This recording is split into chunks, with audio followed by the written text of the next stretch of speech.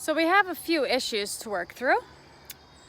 Well, we're gonna sell those two buildings, like I said before in the previous video, and people are coming for them today. I haven't got the hutches all done to be able to move all the rabbits, so we're gonna put them in the run-in for now.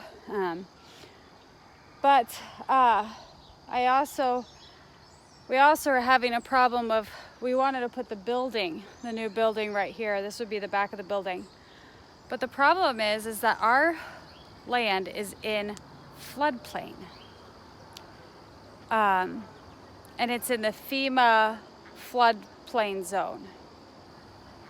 It's just inside of it, this part of the area.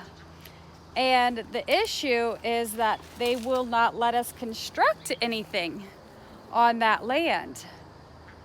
But they would have to evaluate if we're going to get a, propose, hey, can we please do this?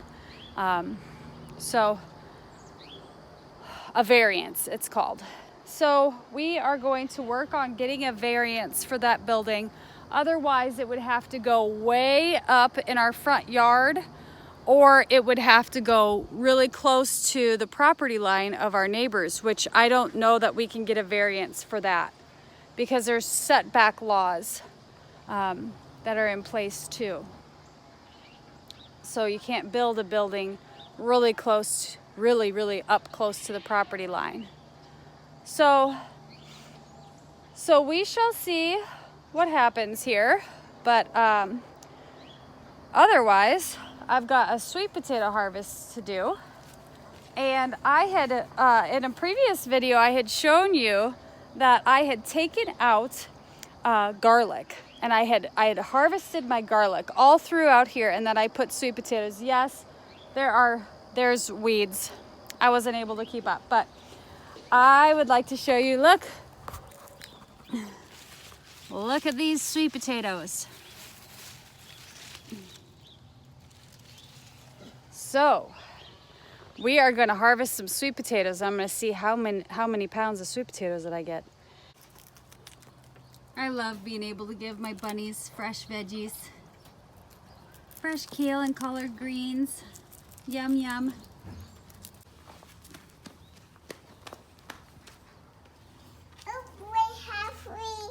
We have 3. Yeah. Careful. Gentle. Remember how to hold them. Little baby noises. They're getting nice and plump. Bigger every day. Bigger every day. Derek poured the pillars, cement pillars for the overhang yesterday, and the boys made a volcano. Very interesting, boys. What you doing, Derek, Sean?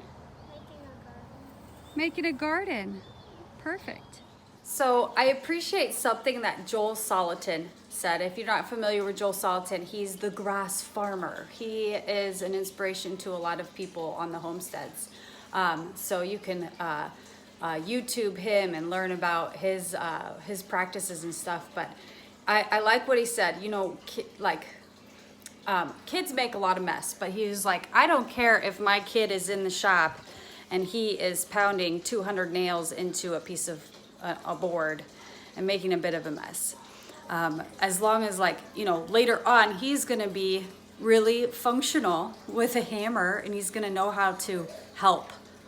And so we can try to protect ourselves against messes like that one, the volcano, or we can get our kids interested in building stuff and being around stuff. And yes, you can try to create a little less mess, but ultimately we got to try to let our kids thrive in the environment and let them experiment, because they like to do what they see their mom and dad doing.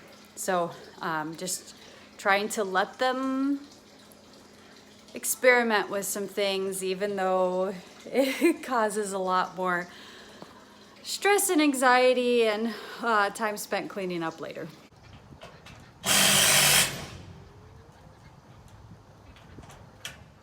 All right, one down.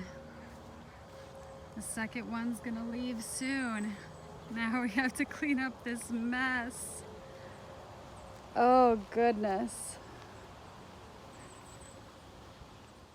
We transplanted the peach tree, and since I transplanted it, I needed to severely prune it as well. So when you're transplanting anything, there's always a chance that it won't do well if it's already well established. So even though this peach tree was only a couple years old or a few years old, I needed to prune it a lot. I think I'm going to prune it a bit more because it takes a lot of energy for those roots. Now it's in the fall, so it's a little bit better timing to be moving it, but I would have still waited until a little bit later when the leaves fell off of it to transplant it. But that's not what we did. We had to move it right away because we needed to put that building up.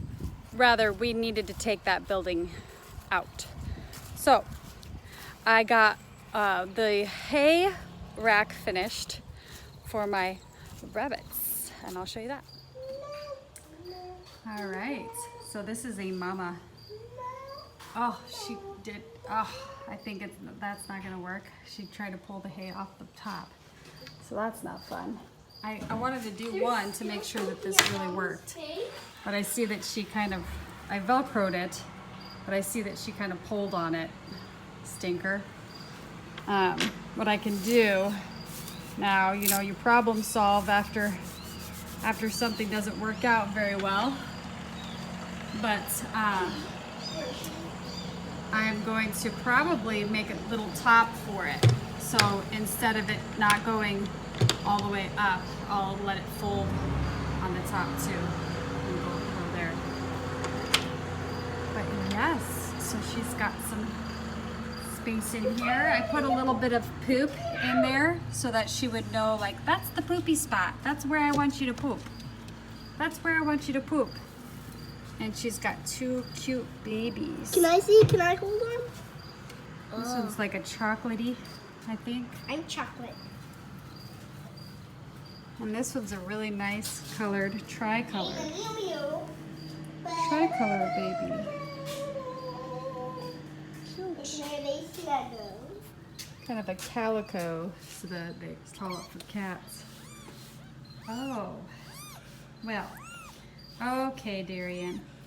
Can I put the kitten with the bunny? No, the kitten will be sad, and it will scratch the bunny a little bit. Cause it has... What is the bunny goes with the kittens? No. They probably eat them.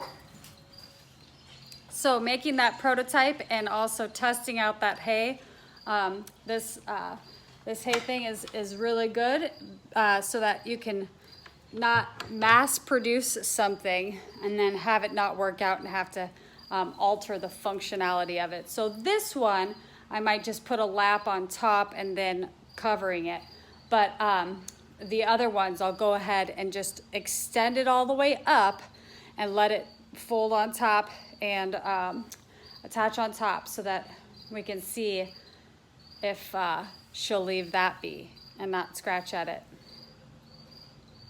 We'll see what happens. So as for the bunny hutches, I am actually going to make a wooden front for that because I thought, well, if I do Velcro and I keep up with the Velcro, I believe that it will be less sticky over time because I know Velcro, like, things stick to it. So the hay is gonna stick to it and it's just gonna be less Velcro-y after a while. So I'm gonna go ahead, it'll be cheaper and easier, faster, just to make wood fronts. And those wood fronts are common for bunnies. So we have hole saw drill bit, so we can make some hole saws. We can make some holes in the front of it, and it won't be that hard to manipulate. Okay, Fisher's still kind of a little wild critter, but he's hungry, he's purring hard, isn't he purring? Let me see. He's purring. But he'll still run away from us a bit. And a picture. Hold on. No, no, no. And a picture. I'm trying to get a good view of him. And a picture. I'm trying to show him his eyes. You can see his green eye and blue eye. That's so cool. Okay, so if you don't know, this cat we rescued and he was abandoned at a reservoir among rocks. So we got him when he was just, I think he was probably 6 weeks old when we got him. So yeah, he's come a long way. Poor little guy. I'll link a video.